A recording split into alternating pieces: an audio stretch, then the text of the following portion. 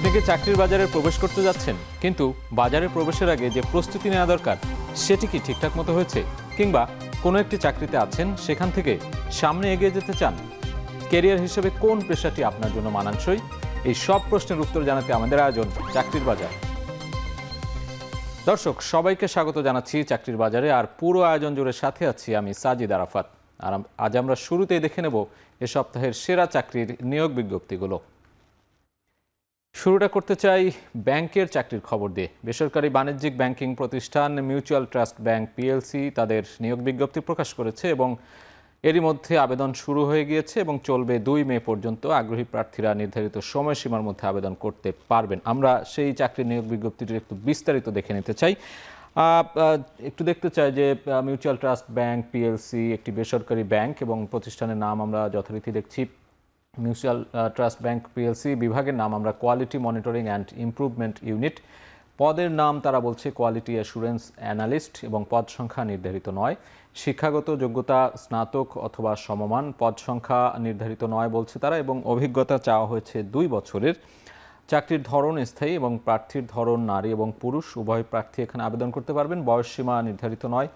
কর্মস্থল যে কোনো জেলায়, অর্থাৎ যে কোনো জেলায় যে মিউচুয়াল ট্রাস্ট ব্যাংকের যে শাখা রয়েছে সেই যে কোনো জেলায় হতে পারে। এবং আবেদনের নিয়ম যথারীতি তাদের ওয়েবসাইটই পাওয়া যাবে। মিউচুয়াল ট্রাস্ট ব্যাংকের যে অফিসিয়াল ওয়েবসাইট রয়েছে সেখানে। এবং যেটি বলছিলাম যে আবেদনের শেষ সময় ২ মে ২০২৬। এ পর্যায়ে দেখে নেব ওয়ান ব্যাংক পিএলসিতে ইউনিট হেড পদে জনবল নিয়োগ দেওয়া হবে। সেই নিয়োগ বিজ্ঞপ্তিটি প্রকাশিত হয়েছে এবং আবেদন করতে পারবেন প্রার্থীরা ৩০ এপ্রিল পর্যন্ত, অর্থাৎ আজকে ২৫ তারিখ, আর মাত্র ৫ দিন রয়েছে। এখনও যারা আবেদন করেননি তাদের জন্য সুযোগ রয়েছে। প্রতিষ্ঠানের নাম আমরা দেখছি ওয়ান ব্যাংক পিএলসি, বিভাগের নাম কর্পোরেট বিজনেস, পদের নাম ইউনিট হেড এবং পদ সংখ্যা ১ জন। শিক্ষাগত যোগ্যতা চাওয়া হয়েছে স্নাতক অথবা সমমান।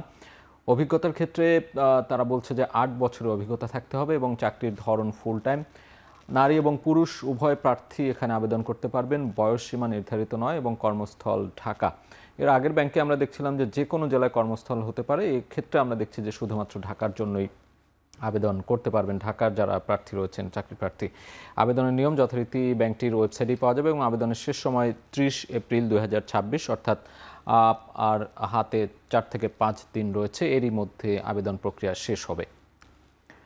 অর্থ লেনদেনকারী প্রতিষ্ঠান বিকাশ লিমিটেড ম্যানেজার ডেপুটি ম্যানেজার পদে জনবল নিয়োগের বিজ্ঞপ্তি প্রকাশ করেছে। এরই মধ্যে আবেদন শুরু হয়ে গিয়েছে এবং চলবে ২ মে পর্যন্ত। আমরা আগ্রহী প্রার্থীরা কিভাবে আবেদন করতে পারবেন এবং তারা কি কি চেয়েছে সেটি একটু এক নজরে দেখতে চাই। বিকাশ লিমিটেড, বিভাগের নাম বিজনেস সেলস, পদের নাম দেখছি আমরা ম্যানেজার, পদ সংখ্যা ১ জন।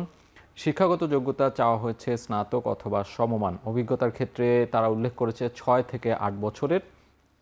চাকরির ধরন ফুল টাইম এবং প্রার্থীর ধরন নারী ও পুরুষ। বয়স নির্ধারিত নয় এবং কর্মস্থল ঢাকা। আবেদনের নিয়ম যথারীতি তাদের ওয়েবসাইটে পাওয়া যাবে এবং আবেদনের শেষ সময় বলা হচ্ছে ২ মে ২০২৬। এ পর্যায়ে দেখে নেব ব্র্যাক, অর্থাৎ ব্র্যাক একটি উন্নয়ন সংস্থা, বেসরকারি উন্নয়ন সংস্থা। তারা যে বিজ্ঞপ্তি প্রকাশ করেছে, বেসরকারি উন্নয়ন সংস্থা সিনিয়র ম্যানেজার পদে জনবল নিয়োগের জন্য এই বিজ্ঞপ্তি দিয়েছে। ২৩ এপ্রিল থেকে আবেদন নেওয়া শুরু হয়েছে, তবে সেটি কবে নাগাদ চলবে সেটিও আমরা এক নজরে দেখে নেব। পুরো নিয়োগ বিজ্ঞপ্তিটি একটু দেখতে চাই আমরা। প্রতিষ্ঠানের নাম ব্র্যাক, পদের নাম সিনিয়র ম্যানেজার, পদ সংখ্যায় ১টি। শিক্ষাগত যোগ্যতা তারা বলছে ফিন্যান্স, অর্থনীতি, হিসাব বিজ্ঞান বিষয়ে স্নাতক থাকতে হবে এবং অভিজ্ঞতা কমপক্ষে ৭ বছর থাকতে হবে। চাকরির ধরন ফুল টাইম, প্রার্থীর ধরন নারী এবং পুরুষ। বয়স উল্লেখ নেই এবং কর্মস্থল ঢাকা। বেতনের ক্ষেত্রে তারা বলছে যে আলোচনা সাপেক্ষে এবং অন্যান্য সুবিধার কথা তারা উল্লেখ করেছে। এখানে উৎসব বোনাস, প্রভিডেন্ট ফান্ড, গ্র্যাচুইটি, এই বেতনের বাইরেও যে সুবিধাগুলো রয়েছে সেগুলো তারা কর্মীদেরকে দেবে, সেই বিষয়টি কিন্তু তাদের নিয়োগ বিজ্ঞপ্তিতে উল্লেখ করেছে। এবং আবেদন যেভাবে করা যাবে, তাদের যে অফিসিয়াল ওয়েবসাইট রয়েছে www.brac.net, এই ওয়েবসাইটে গেলে এই নিয়োগ বিজ্ঞপ্তির সব তথ্যই পাওয়া যাবে এবং সেখানে আবেদন করতে পারবেন। এবং আবেদনের শেষ সময় বলা হচ্ছে ২ মে ২০২৬।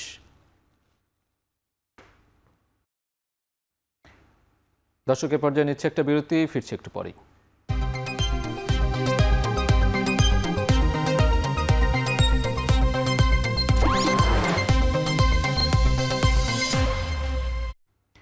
দর্শক, বিরতির পর ফিরে এলাম। আপনারা দেখছেন চাকরির বাজার। চাকরির বাজারের প্রতি পর্বে আমাদের সাথে একজন নিয়মিত অতিথি উপস্থিত থাকেন, যার মাধ্যমে চাকরি প্রার্থীরা বিভিন্ন ধরনের পরামর্শ পেয়ে থাকেন।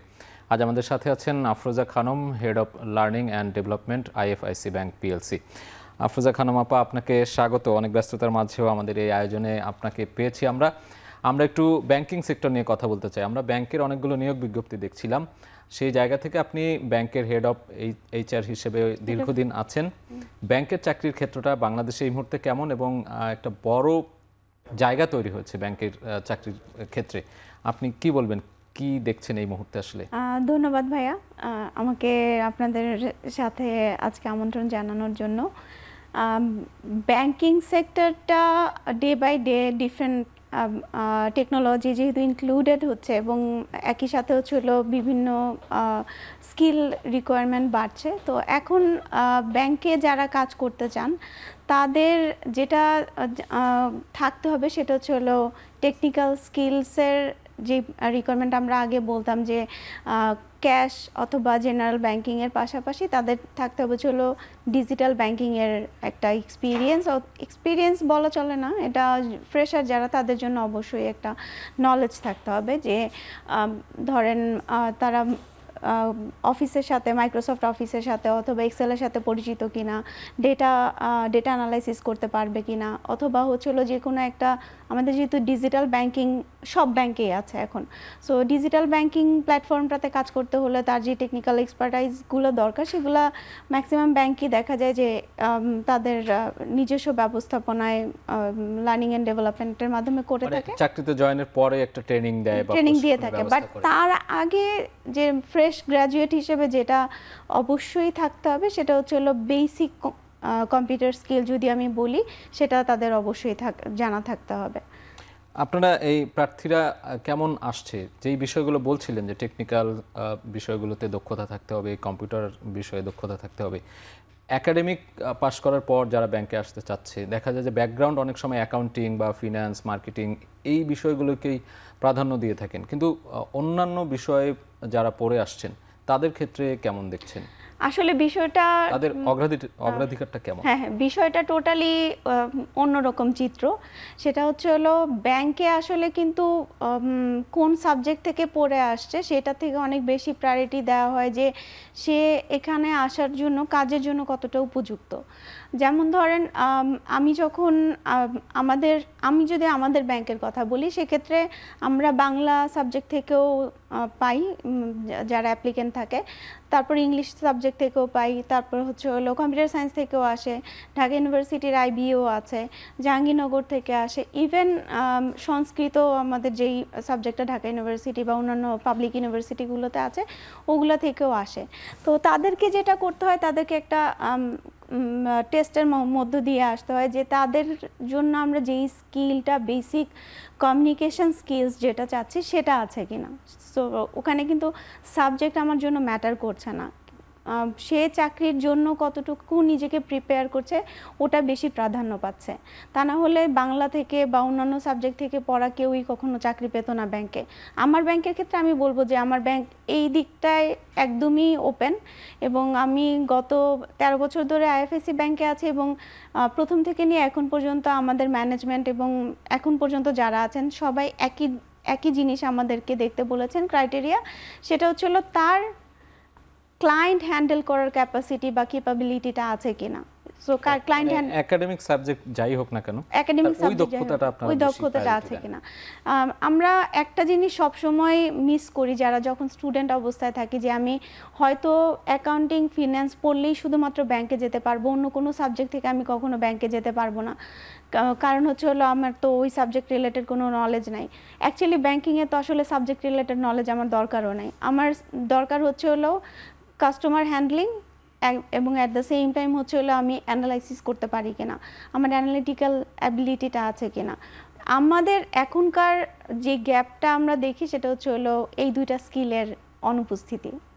আরেকটা বিষয় দেখি যে ব্যাংকের চাকরির ক্ষেত্রে পড়াশোনা আসলে বাড়তি কি পড়তে হয়। আমরা অনেক সময় ব্যাংক জবের গাইড দেখি, অনেকেই কোচিং করে চাকরির জন্য, চাকরির পরীক্ষার জন্য। এই বিষয়গুলো কতটা জরুরি আপনার কাছে কি মনে হয়? আমি আমার ব্যাংকের পার্সপেক্টিভ থেকে বলি অথবা আমি এক দুইটা ব্যাংকে যেহেতু আগে ছিলাম সেই অনুযায়ী আমি যেটা বলতে পারি সেটা হলো যে ব্যাংক গাইড পড়ে আসলে বা ব্যাংকের কোচিং করে আসলে ব্যাংকে চাকরি পাওয়া যায় না। আপনি যেই মুহূর্তে ইন্টারভিউ দিতে ঢুকবেন ওই সময়টাতে আপনি যে এক্সপ্রেশনটা দিবেন, ফার্স্ট ইমপ্রেশন আমরা যেটা বলি যে ফার্স্ট ইমপ্রেশনই ক্রিয়েট করে দেয় যে আপনি কত দূর পর্যন্ত যাবেন, আপনি কি ফাইনাল ইন্টারভিউ পর্যন্ত যাবেন নাকি আপনি ওখানে স্টপ হয়ে যাবেন। সো আমি প্রথম থেকেই বলে আসছিলাম যে কমিউনিকেশন স্কিলটা ডেভেলপ করা আমাদের স্টুডেন্টদের জন্য 100% জরুরি।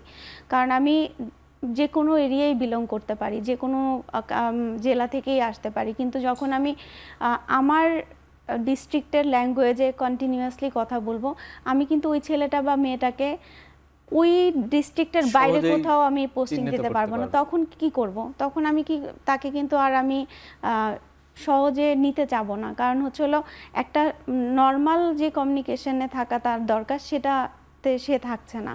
সে হলো তার ডিস্ট্রিক্টে তাকে আমাকে পোস্টিং দিতে হবে। সাপোজ ধরেন আপনি চিটংয়ের যদি কাউকে দেন, এখনও যদি চিটংয়ের বাইরে, আমাদের যেহেতু সর্ববৃহৎ নেটওয়ার্ক, সো যে কোনো জায়গায় পোস্টিং হতে পারে, এটা এমন না যে চিটংয়েই পোস্টিং দিতে পারবো। কিন্তু চিটংয়ের মানুষ যদি অন্য কোথাও গিয়ে চিটংয়ের ভাষায় কথা বলে, ওই কাস্টমার কিন্তু বুঝবে না। আমরা আরো কথা বলবো, আমরা একটা বিরতি নিতে চাই। দর্শক, চাকরির বাজারে নিচ্ছে একটা ছোট্ট বিরতি, আবারও ফিরে আসছি।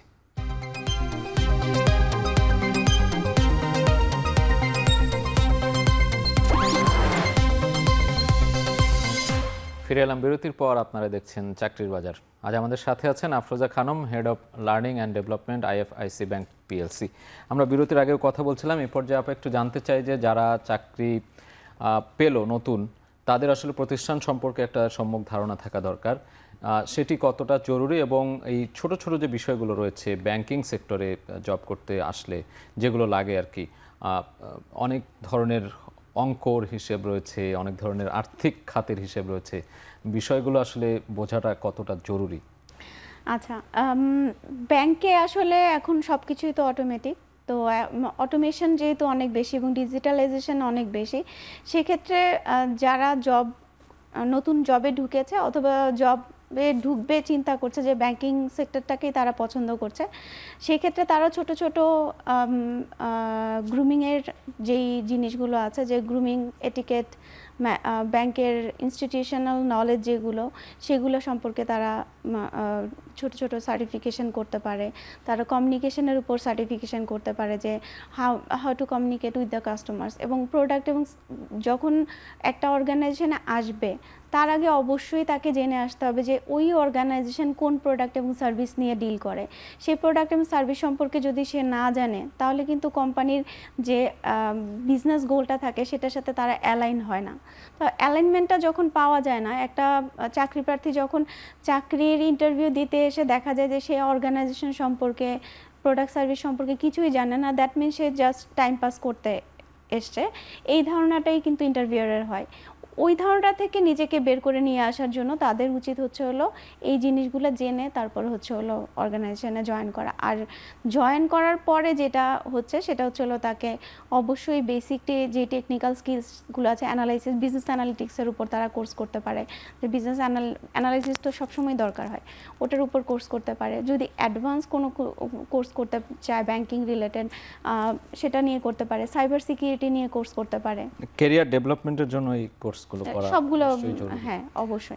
আরেকটি বিষয় জানতে চাই, আমরা তো এতক্ষণ জানলাম যে প্রার্থীদের কি করতে হবে, ব্যাংকের কর্তৃপক্ষ হিসেবে আপনারা তাদের জন্য কি করেন, মানে তাদেরকে কি কি সুবিধা দেন বা তারা কি কি পেয়ে থাকে যারা চাকরি করছে ব্যাংকে নতুন অবস্থায়? আমি অনেকগুলো বিষয় দেখাচ্ছিলাম যে কারা কারা প্রভিডেন্ট ফান্ড দেয়, কি কি সুবিধা দেয়, বেতন, এই বিষয়গুলো আপনারা কি ধরনের সুযোগ?